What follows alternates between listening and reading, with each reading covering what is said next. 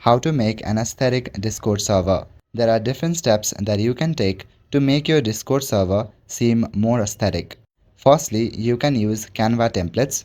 Go to Canva and search for Discord server banner. Here you will see different kind of templates that you can use. Most of them are free to use, however, some of them might require you to subscribe. But there are high quality templates for free also. Additionally, you can also search for Discord icons. By this way, you can make a logo for your Discord. Now within Discord, click on the name of your server. On this menu, you will see the option Edit per server profile.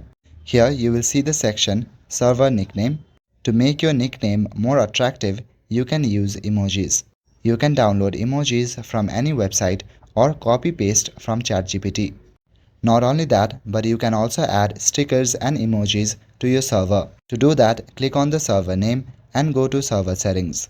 Select emoji or sticker and upload your file. There are different accepted file formats that you can upload.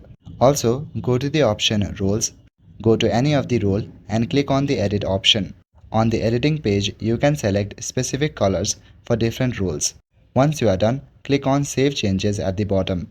By changing all these elements, your server will seem much more aesthetic. That's all for today. Thank you.